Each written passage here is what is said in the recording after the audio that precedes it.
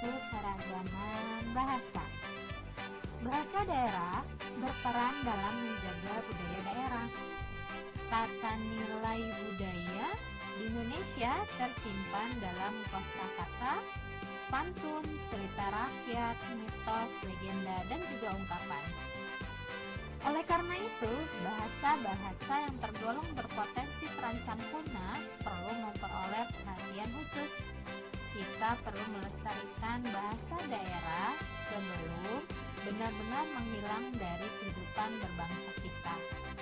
Salah satunya saja bahasa daerah yang ada di tempat kita sekarang ini di Jawa Barat. Di Jawa Barat sendiri, kita memiliki 3 macam bahasa yang biasa kita gunakan dalam kehidupan sehari-hari. Misalkan saja ada bahasa Indonesia, bahasa nasional kita, adapun bahasa Jawa dan juga bahasa Sunda. Ini contohnya ya, bahasa Sunda, bahasa Jawa, dan bahasa Indonesia yang biasa kita gunakan di Jawa Barat. Misalkan saja contohnya, misalkan makan, bahasa Jawanya mangan, dan bahasa Sundanya tuang, ataupun suka. Suka bahasa Jawanya remen, bahasa Sundanya resep. Ataupun terima kasih, bahasa Jawanya matur nuwun, dan bahasa Sundanya hatur nuhun. Ini merupakan keragaman bahasa yang ada di Jawa Barat, belum lagi di tempat-tempat yang ada di wilayah Indonesia lainnya. Tentunya beragam sekali ya. Salah satu cara yang dapat dilakukan untuk mengenal bahasa daerah lain adalah melalui lagu-lagu daerah. Akibat keragaman bahasa dan suku bangsa, Indonesia memiliki banyak sekali lagu-lagu daerah. Salah satu contoh lagu daerah, misalkan saja ada Bungong Jempa. Bungong Jempa, Bungong Jempa. Itu adalah lagu daerah dari Aceh. Kemudian dari Jawa Barat sendiri ada Manuk Dadali. Manuk Dadali, manuk panggagahna. Itu adalah Manuk Dadali dari Jawa Barat. Ataupun ada lagu dari Kalimantan Selatan, Ampar-ampar pisang, pisangku belum masak. Itu adalah lagu daerah dari Kalimantan Selatan. Ataupun ada dari Papua Barat, Eyamko rambeyamko arunawa kombe. Nah, macam-macam sekali ya, beragam sekali lagu-lagu daerah yang bisa kita pelajari. Keragaman rumah adat di Indonesia. Keragaman suku bangsa juga berpengaruh terhadap bentuk rumah adat. Rumah adat umumnya dibangun menyesuaikan kondisi bentang alam wilayah setempat. Jadi yang misalkan di dataran tinggi berbeda dengan yang ada di wilayah dataran rendah. Keragaman bentuk rumah adat mencerminkan kemampuan nenek moyang bangsa Indonesia sebagai arsitek yang handal, karena banyak sekali bentuk-bentuk yang beragam dari rumah adat ini. Tidak hanya unik, bentuk rumah adat mengandung makna dan juga simbol-simbol tertentu. Semua itu disesuaikan dengan adat istiadat tiap-tiap daerah. Dapat kalian lihat di sini ada salah satu rumah adat dari Sulawesi Selatan yang bernama Tongkonan. Bentuknya unik ya. Kemudian ada rumah gadang yang berasal dari Sumatera Barat. Ada rumah Tambi yang berasal dari Sulawesi Tengah, dan juga ada rumah adat Hona yang berasal dari Papua. Dari keempat rumah adat ini kalian bisa lihat ya betapa beragamnya bentuk-bentuk rumah adat ini dan memiliki keunikan-keunikan sendiri. Ini merupakan hasil karya dari arsitek-arsitek nenek moyang kita yang begitu indah dan juga begitu kaya akan makna. Nah, sekarang adalah ragam pakaian adat yang ada di Indonesia.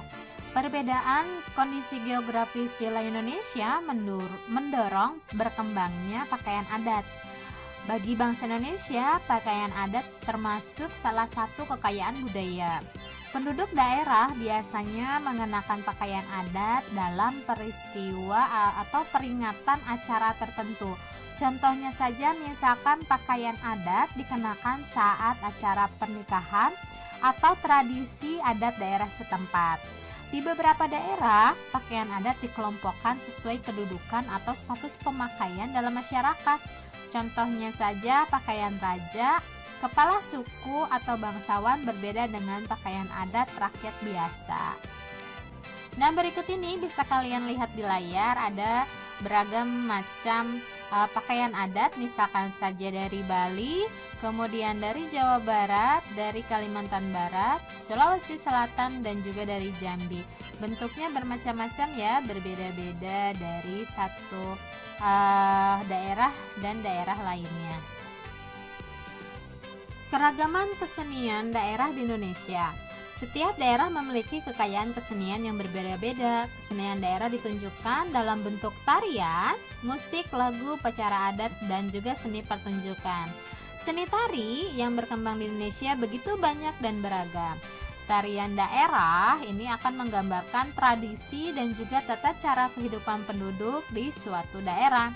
Tarian biasanya menjadi ciri khas pertunjukan pada upacara adat ataupun peristiwa penting. Nah, ini merupakan contoh-contoh dari tarian daerah. Misalkan saja ada tari piring dari Sumatera Barat, ada tari merak dari Jawa Barat, tari kecak dari Bali, dan juga tari reog Ponorogo dari Jawa Timur. Semua tarian ini memiliki ciri khas dan juga tata cara kehidupan penduduk di suatu daerah. Pertunjukan tari secara umum dalam penampilan geraknya selalu diiringi dengan musik. Begitu pula tarian daerah tidak terpisahkan dari suara alat musik. Jenis dan nama alat musik pun sangat beragam. Yuk kita lihat contohnya yang ada di Jawa Barat. Jawa Barat sendiri memiliki beberapa macam jenis alat musik. Seperti lihat di layar, pada layar ini ada kendang yang biasa dipukul, kemudian ada degung.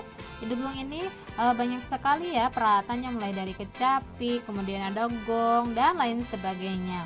Kemudian ada angklung juga yang biasa kalian suka lihat ya di sekolah, suka ada alat musik angklung. Keragaman ekonomi di Indonesia. Aktivitas penduduk Indonesia disesuaikan dengan kondisi alam di wilayah Indonesia. Sebagai negara kepulauan, wilayah Indonesia meliputi wilayah daratan dan juga perairan. Wilayah Indonesia juga mengandung potensi alam yang sangat melimpah, namun potensi alamnya belum mampu dimanfaatkan secara optimal bagi kemakmuran penduduk di Indonesia. Sebagai generasi penerus bangsa, hendaknya kita ikut berperan aktif dalam pemanfaatan potensi alam secara bijak. Nah, berikut ini adalah aktivitas ekonomi yang ada di wilayah Indonesia. Aktivitas ekonomi pun terdiri atas 3 bagian, yaitu produksi, distribusi, dan juga konsumsi. Produksi ini merupakan proses pembuatan atau pengolahan dari kekayaan alam ya. Kalau misalkan distribusi ini adalah proses penyalurannya, dan konsumsi adalah proses penggunaannya. Berikut ini ada beberapa jenis aktivitas ekonomi dan bidang ekonomi yang terkait. Misalkan saja di bidang pertanian. Wilayah Indonesia yang terletak di lintang 6 derajat lintang utara dan 11 derajat lintang selatan memungkinkan Indonesia ini memiliki curah hujan yang sepanjang tahun dan juga banyaknya sinar matahari karena beriklim tropis. Nah, kondisi ini sangat mendukung aktivitas pertanian. Selain itu, tingkat kesuburan tanah yang tinggi karena pengaruhnya banyaknya gunung api di wilayah Indonesia akan memungkinkan banyak penduduk Indonesia melakukan aktivitas pertanian. Nah, dengan mencermati kondisi geografis Indonesia, aktivitas pertanian ini dibagi menjadi 2, ada lahan basah dan juga lahan kering. Lahan basah itu memiliki atau membutuhkan banyak air seperti sawah irigasi, dan lahan kering itu biasanya sedikit air, misalkan saja perkebunan. Yang kedua yaitu aktivitas ekonomi di bidang peternakan. Di Indonesia banyak sekali peternakan yang dikelola oleh masyarakat atau badan usaha. Aktivitas tersebut merupakan pertanian unggas, atau pertanian hewan kecil, dan juga pertanian hewan besar. Beragamnya aktivitas ini menyediakan hasil ternak yang juga pastinya melimpah.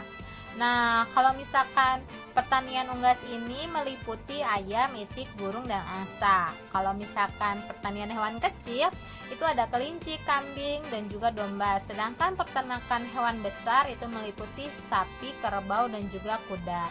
Hasil peternakan tersebut meliputi telur, daging, kulit, susu, dan bulu. Tidak hanya untuk dikonsumsi masyarakat, hasil ternak juga dapat diolah menjadi berbagai kerajinan.